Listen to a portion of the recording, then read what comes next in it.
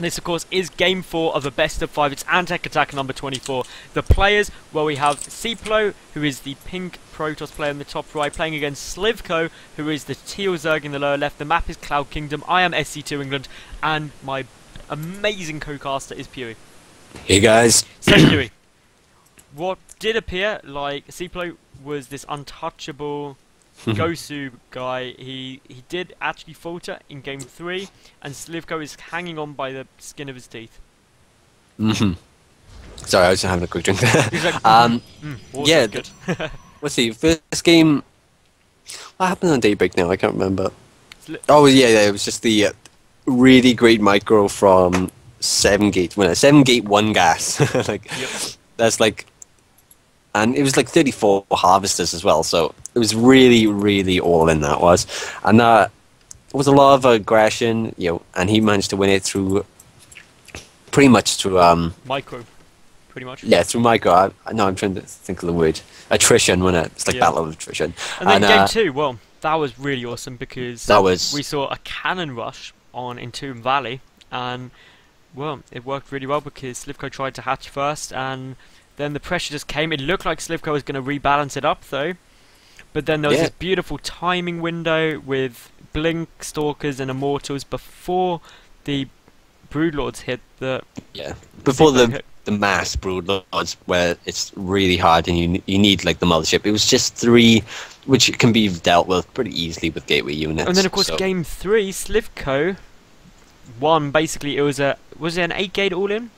8-gate plus 2 blink all-in. Yep, and Slicko held with some beautiful fungal growths. Yeah, and then just overpowered. Yeah. And I think the bigger mistake was when Seiplo moved out just before. He was like, okay, I'm going to move out, and then he lost like 4 sentries, and then he was forced back into his base to turtle for another minute. It was the Nexus first out of Seiplo, by the way, this game. So it was. That's very good to note. The natural was delayed a bit by the probe. It'd be interesting to see when the third comes out. Now, what's your opinion on this choice of map?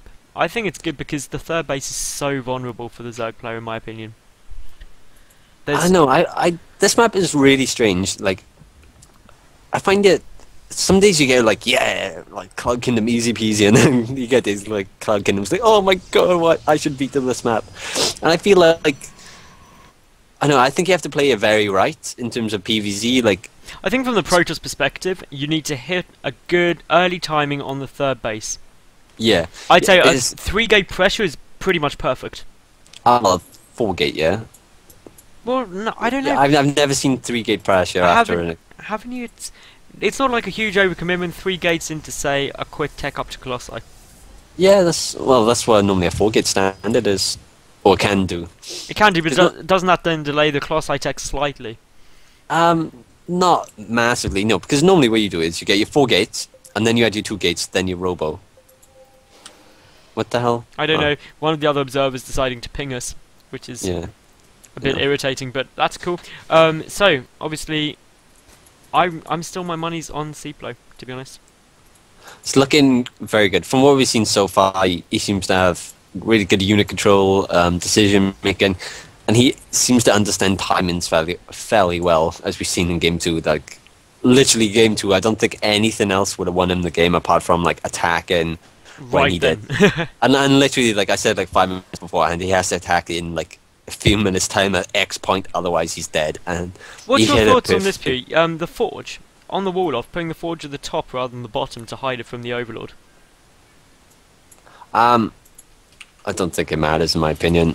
Don't you? Because obviously, I'm looking at this from a Zerg perspective, thinking knowing that +1 upgrade is coming out is really critical, because you then know that they're probably committing to some kind of timing push. Yeah, where the Overlord is placed right now, fair enough, because he's like, you can see the forge because it's lower down, but you can there's a lot more room to move the Overlord up. But like, he should be able to see it either way, really. But yeah, it's in this position. It's nice. It's nice to know that the +1 is going and how much is being chrono boosted. Because if you see a lot of chrono boost, it's mainly more the Cybercore. But if you see like a lot of chrono boost, you realize like some early aggressions coming. But look how early this third is from Seiplo himself. 7 minutes. That is really early, but I think the right choice, because ultimately Slicko, he's got his own third up early. He's going to be droning for quite a while. I mean, he's only up to 46 drones. He needs to get another like 30. And that's an interesting way to wall off in this third. Yeah, it's interesting. Like I've been fiddling with ways. Like in my opinion, I've seen the Sase walls off at the behind the Nexus. Do you know, like from the back wall to the Nexus from there, as opposed from the ramp to the Nexus? I think that's better because like when the roaches get full surround, you have to walk through the mineral line and the Nexus, and it forces you into a we do have a lot of Zerglings coming in here, but the photon cannon's down. But yeah, they're going to have to run all the way around to get to that cannon. Which they're going for it.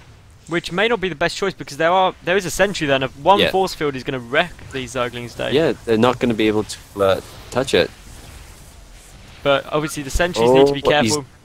But no, we need another force field to save that sentry. But no, actually we see Slicko pull back, and we do have more Zerglings coming. Yeah, now the Warpins are coming in. Safe spots. There we are. And that cannon is just done. I know it's just going to be so cost effective now, though. Yeah. That's the scary thing, but the natural... There's already 20 kills on that cannon. They're like magical cannon. It's my dogs are going mental. That's how excited they are at the cannon. They're like so good. Even your dogs are getting into this game. And who can blame them, because this has been an awesome series for you. It's just been absolutely amazing. And Slicko about to get a 4th base up, which is the only response to this. Definitely. And actually, I believe I can happily say that this so far is my favourite Antec attack. I don't think we've had as much fun casting as we have today. I don't know. I don't think I'm comfortable going quite that far yet. To say my favourite ever. Maybe casting like the Kaz Happy finals were entertaining, but these are just solid, good games. Yeah, these are really high level games, and I think the only concern for Slicko's point of view is yes, he's ahead in supply. Yes, he's up above the 70 workers you want.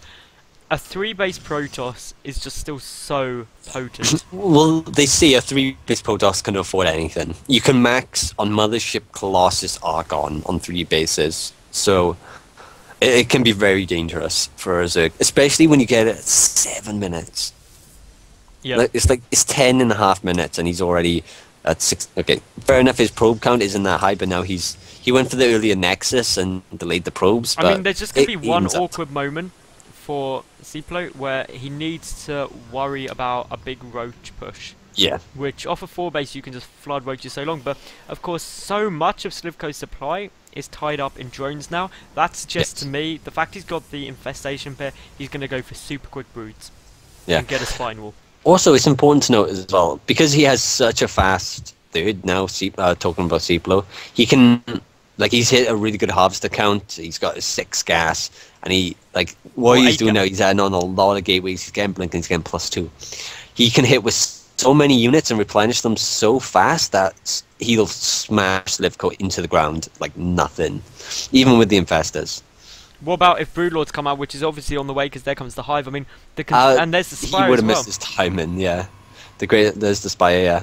I mean, the one problem is, again, we've got this nice timing window we saw in Game 2, which I think Seiplo's going to go and dominate. Yeah, but this is an even better timing. This is beautiful. I mean, if we look at the army supply, it is 80 to 70, basically. Oh, a couple of free Zerglings there. And nice some more free Zerglings, a lot of free Zerglings. And while Zerglings aren't expensive, it's just eating away, just slowly. It's gearing up for a counter-attack. They're lava inefficient as well. We do have a couple of Stalkers coming in, and now, well, there's Overlords getting taken down. Slicko is maxed out, though. He is maxed out, but his units are not the units that you want. How many gateways even are there on the map right last time I checked, there were 10. Well, I don't think any more have been built, but some more free Zerglings are an awful lot. Some great force fields, infested towns are going down. Good fungal growth, but he lost a few many sentries there, but it's not the biggest deal. Loads of Venge. And great blink forward, picking off quite a few. One infested, nearly got 2. Wants to spread out those Stalkers though. They are getting very low on health. Yes. That's but my still, concern. Spire is only now finishing. The Great Spire will have to be moved soon. Another great blink forward. No fungal growth yet, but actually, where are those fungals? Are the infestors out of energy? He's wasted all his energy on the infested Terrans. Which is a big mistake, and well, now all those Overlords are in the firing line, and if they go down...